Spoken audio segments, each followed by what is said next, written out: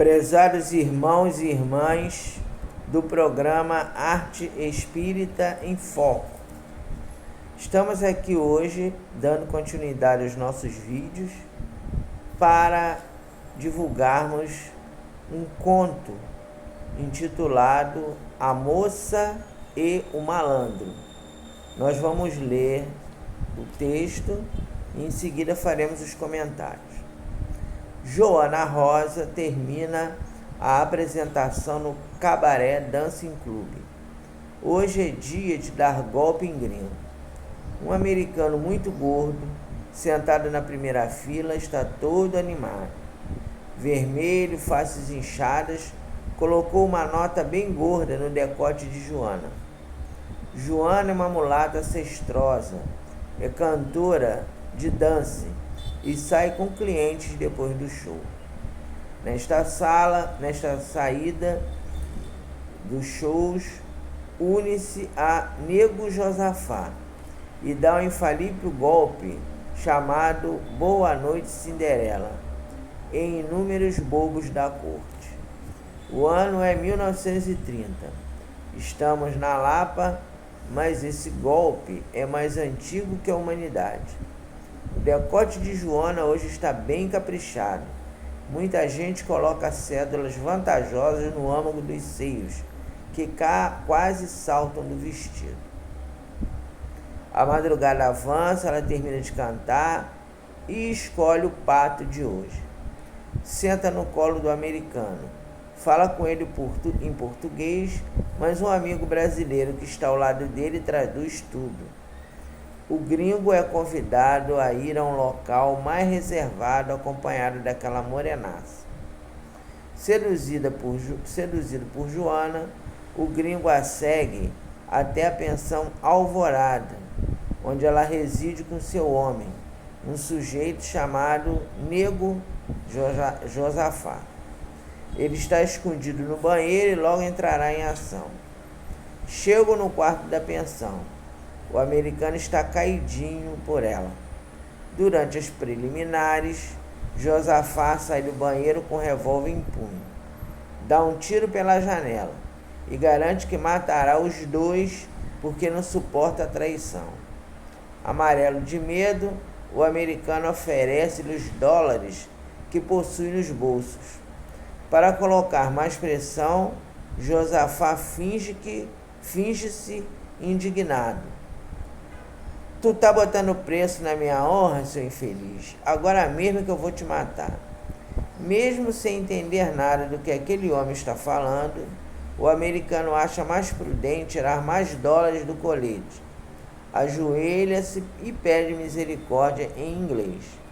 Pela quantidade de cédulas, Josafá e Joana consideram que o lucro desta noite está muito bom. Amanhã irão ao agiota Simeão para trocar em dólares por contos de réis. E ai de Simeão se tentar enganá-los. Certa vez, Simeão quis dar uma de espertinho e tentou lubridiar o malandro Nego Josafá. Depois de derrubar 2 brutamontes que trabalham como seguranças do agiota com potentes golpes de capoeira, Josafá ameaçou abrir uma larga avenida no rosto de Simeão com a sua navalha. Ele aprendeu na prática que com Josafá não se brinca. Fechada a negociação, o americano saiu porta fora cambaleante. Na rua, embarcou no primeiro táxi que encontrou. Josafá guarda os dólares e Joana pergunta: foi ao médico, meu nego? Silêncio. Ele não responde. Ela insiste e o rapaz acaba revelando a sua tragédia pessoal. Eu tô estragado, minha pretinha.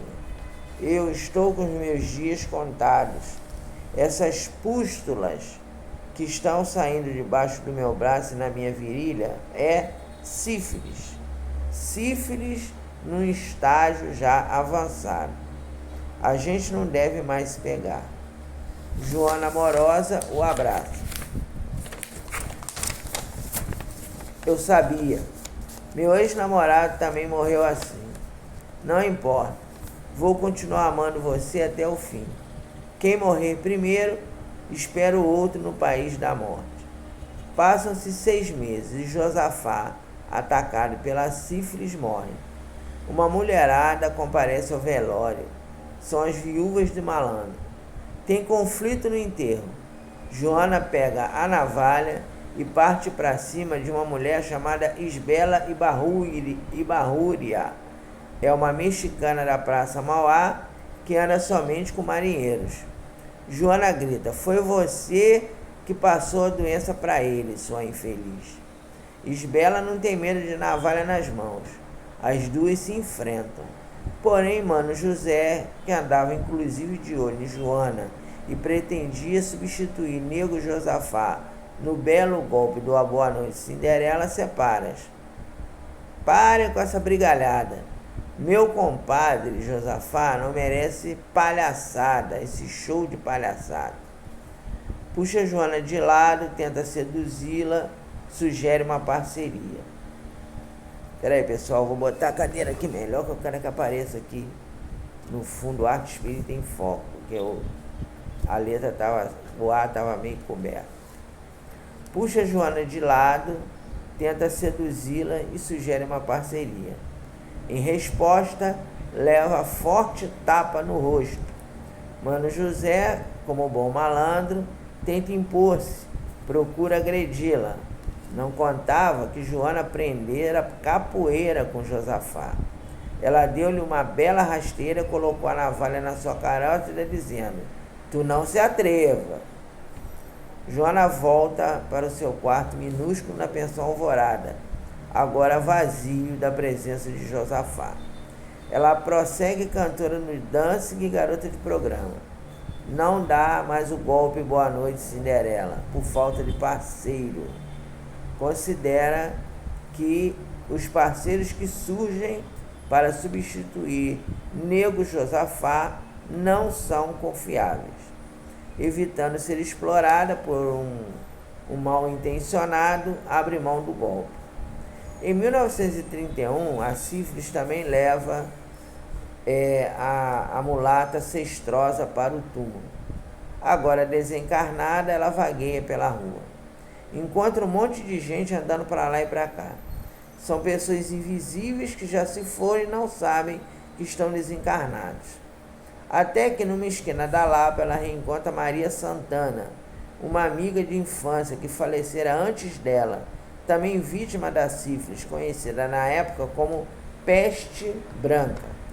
Ela orienta Joana: mana, agora você vai incorporar em terreiro de Umbanda e sugiro que seu nome seja Moça da Navalha. Eu e você constituímos um povo de rua. Mulheres como nós trabalham nas falanges das pombagiras. Orientada dessa forma, Joana passou a manifestar-se na Umbanda, utilizando a alcunha de Moça da Navalha. Encontra uma média segura que dá-lhe sintonia para que ela integre a falange das pombagiras. Até que um dia Joana tem uma bela surpresa. Entra num terreiro, um malandro desencarnado, vestido de branco, sapatos coloridos, chapéu panamá, bengala na mão e corpo gingado. Ele faz parte da falange de seu Zé Pelintra, mas não é nada mais, nada menos que Nego Josafá, que também integra a falange de povo de rua. O encontro do casal é emocionante. A ligação é tanta que Mário, médio de Josafá, e Rita, médio de Joana, tornam-se namorados. Na década de 40, Mário e Rita casam. O casamento ocorre no terreiro de Umbanda. A mãe de santo, Teodósia de Alufá, é a sacerdotisa que une o casal. Josafá e Joana, presentes na cerimônia como espíritos desencarnados, estão contentes. Contudo, neste dia eles têm uma surpresa. Teodósia de Alufá incorpora uma entidade chamada Pai Velho de Oxóssi. Ele é preto velho curador. Foi escravo, sofreu muito, era feiticeiro, mas se redimiu e agora só trabalha no bem com magia branca. Pois Pai Velho aproxima-se de Josafá e Joana e lhes falam: vocês precisam me acompanhar, meus filhos. Temos uma conversa muito importante. Pai Velho leva-os a um local conhecido como Colônia de Nosso Senhor Jesus Cristo. Passam pelo umbral denso que eles não conheciam, porque depois de desencarnado, fizeram parte daqueles espíritos que não saíram da crosta.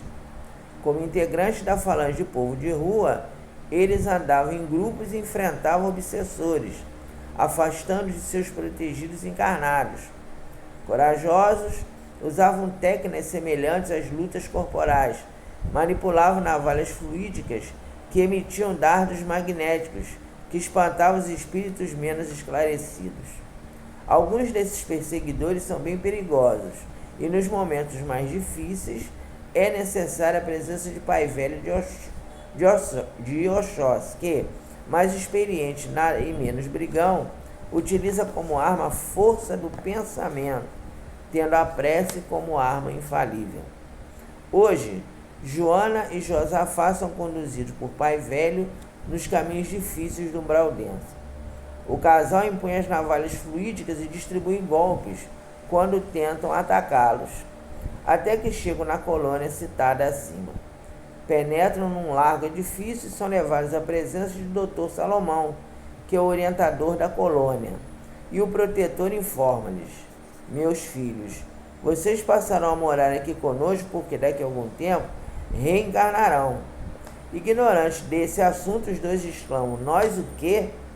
Dr. Salomão explica-lhes os mecanismos da reencarnação. Eles estão na erraticidade, mas não podem ficar indefinidamente desencarnados.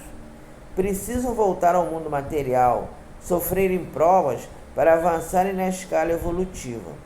Como foram golpistas, a prova maior a ser vivenciada por ambos quando voltarem ao plano terrestre são as dificuldades financeiras. Os dois serão primos e casarão. Terão filhos e as agruras financeiras serão uma constante em suas vidas. Após ouvir as exclamações, os dois concordam em permanecerem na colônia e preparam-se para uma futura reencarnação. Em 2001, Joana reencarna. Em 2002 é a vez de Josafá. Joana agora chama-se Madalena. É neta de Rita e Mário. Os pais de Joana são Arquibaldo e Eunice. Josafá chama-se Tomás. É filho de Sandra e Luiz. Sandra é irmão de Arquibaldo. É cunhada de Eunice. Como planejado, Madalena e Tomás são primos. Crescem juntos, tornam-se amigos de infância. E em 2016, Madalena completa 15 anos e convida o primo para dançarem a valsa de debutante. Com 14 anos, o rapaz está de olho na prima. Desde sempre fora apaixonado por Madalena. Morre de ciúmes quando rapazes mais velhos do que ele aproximam-se. Ele está nervoso porque a festa de 15 anos é a oportunidade de pedi-la em namoro. O coração está aos pulos, pois uma pergunta inoportuna surge no seu pensamento. E se ela recusar seu pedido? Na Malé, o bairro onde moram, Madalena é desejada por muitos rapazes. Mulata clara, olhos verdes, é o sonho de amor de muitos rapazes, porque ela tem 15 anos de idade, mas o corpo é de 20. Mas ele precisa se arriscar. Durante a valsa, Madalena encosta a cabeça no ombro do primo. Cabelos sedosos, perfume delicioso. Tomás cheira seus cabelos e sussurra: Madá, você quer namorar comigo? A resposta da moça é oferecer-lhe os lábios para o primeiro beijo de amor. A valsa termina e os dois continuam grudados, beijando-se. Após aquele momento, vive o clima intenso do primeiro amor. Passados 10 anos de namoro, casam-se. Contrariando os hábitos da maioria das suas amigas, Madalena casa-se virgem. Ela é técnica de enfermagem, Tomás motorista de ônibus. Como previsto, enfrenta uma barra financeira que a maioria dos casais brasileiros vivenciam, mas agora são honestos e renunciam a golpes, são extremamente éticos. Frequentadores da Umbanda são médiuns. Em 2022, Madalena engravida.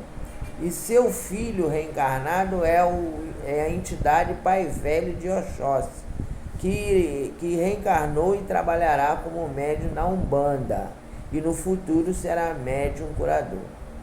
Esse texto foi escrito para entendermos de uma vez por todas o respeito que entidades como o povo de rua merecem.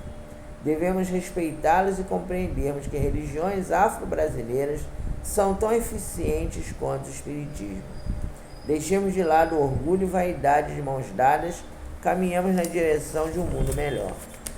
Bem, meus irmãos, então o texto é esse. E o objetivo desse texto, como nós falamos, foi deixar bem claro que o espiritismo não tem a pretensão de se colocar como a melhor religião, ser melhor do que os outros. E nós sabemos, do que as outras religiões. E nós sabemos que uma das religiões que são muito mal interpretadas são as religiões de matriz africana, Umbanda e Candomblé. Inclusive até tem muitos espíritas que são preconceituosos. Aí a gente vai contar uma história para ilustrar esse aspecto. Então relata-se que um companheiro, né, uma pessoa que era espírita, ele visitou um terreiro de Umbanda. E aí ele mentalmente começou a criticar, né, o terreiro de Umbanda. Começou a falar mal, assim, né, que coisa de gente ignorante, coisa de gente burra, né, como é que pode esses médios aí para dar passividade, precisa botar colar, fumar charuto, e enfim, ele ficou intimamente, digamos, externamente normal, né? E mentalmente ele começou a elaborar esses pensamentos. Aí terminou a reunião de Umbanda, ele cumprimentou todo mundo e tal, demonstrou respeito, mas ele intimamente achou aquilo ali um absurdo. Aí foi para o centro que ele frequentava. E aí o que acontece? No centro que ele frequentava, ele estava na reunião mediúnica, e aí ele viu um protetor muito culto se manifestar e dar uma comunicação muito boa, uma comunicação maravilhosa. E aí intimamente ele ficou pensando, puxa vida, quem é esse espírito, né? Quem será esse espírito aí tão culto, com uma retórica tão brilhante? Aí o espírito virou para ele e falou assim, você me conhece, eu sei que você está pensando aí, perguntando qual é o meu nome, mas você me conhece. Aí ele falou assim, não, meu irmão, não conheço. Aí ele se revelou, eu sou aquele preto velho que estava lá no terreiro de Umbanda, e você mentalmente ficou nos criticando, mas eu estou me manifestando aqui para você ver que todos nós trabalhamos juntos. O objetivo tanto da Umbanda como do Espiritismo é trabalhar para Jesus, e cada um vai trabalhar de acordo com o seu público-alvo. Então lá na Umbanda, como as pessoas ainda precisam de aconselhamento, precisam de uma outra abordagem, eu me apresento como preto velho. Aqui, como vocês já estudam o Espiritismo, eu me apresento como um espírito que tem condições. Isso não quer dizer que o Espiritismo seja melhor que a Umbanda. Apenas são públicos diferentes, são necessidades diferentes e são consolações diferentes. Então essa história, a gente já viu aí um expositor, né, contando durante a palestra, a gente não esquece.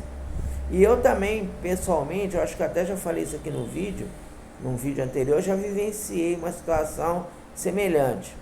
Eu tinha uma cliente minha, que eu fui cirurgião dentista, e eu colocava na sala de espera o reformador. Aí essa cliente pegou, leu o reformador e falou assim, doutor, o senhor é espírita? Aí eu falei, sou espírita. Ela falou, pois é, eu também sou espírita, só que eu sou um bandista. Será que o senhor Se eu lhe der o endereço do meu terreiro, o senhor vai me visitar? Eu falei, claro que vou. Aí fui lá, né? Aí cheguei lá, sentei e tava um espírito chamado Tranca-Rua se manifestando, que era o guia da casa. Aí eu fiquei quieto, falei nada, e de repente uma pessoa veio e falou assim, olha, o seu Tranca-Rua quer conversar com você. Aí eu fiquei assim surpreso, mas fui. Quando cheguei lá, o espírito falou assim, olha, meu amigo, eu trabalho com o Dr. Bezerra de Menezes, mas aqui eu tenho que me apresentar como Tranca-Rua. Não significa que as pessoas daqui sejam ignorantes. Significa que as pessoas daqui são mais sofridas e precisam de uma outra abordagem. Mas eu conheço o Dr. Bezerra de Menezes. Isso eu vivenciei pessoalmente. Eu acho que eu já contei isso aqui num outro vídeo, mas eu estou relembrando em função do texto, né? Então, meus irmãos, o objetivo desse texto é mostrar que nós estamos caminhando para a regeneração planetária, e uma das buscas que nós temos que ter é o término da intolerância religiosa. Nós temos o nosso amigo Alexandre Pereira da Silva, que faz parte do CERJ, e ele participa de um departamento chamado Área de Relações Exteriores, em que ele participa de um grupo interreligioso. Inclusive, ele fez recentemente ele participou de uma entrevista na qual ele falou sobre a paz e comentando, né, esse estado de violência que o nosso planeta se encontra. Ele falando que a paz do mundo começa em nós e que nós não podemos estar com aquele discurso de que tem que eliminar as pessoas para que a violência termine. Não é eliminando pessoas que a violência vai ser desaparecer do planeta. Então, com essas experiências que a gente participa, né? Eu particularmente, como eu falei para vocês, eu vivenciei isso. A gente vê que tem que ter, as religiões, nós estamos num momento que as religiões têm que se unir. E mesmo que você discorde da maneira pela qual a pessoa exerce a sua prática religiosa, você não tem que estar criticando. Você tem que aceitar a situação. Então, finalizando aqui o nosso comentário do vídeo, teve uma pessoa que participa da Umbanda, que ela falou assim, por que vocês lá na casa espírita, vocês não cobram consulta? Porque lá na minha casa espírita, eu cobro a consulta. Por que lá vocês não cobram? Eu falei, olha, lá nós não cobramos, porque tem uma passagem do Evangelho que está falando, dai de graça que de graça recebeis.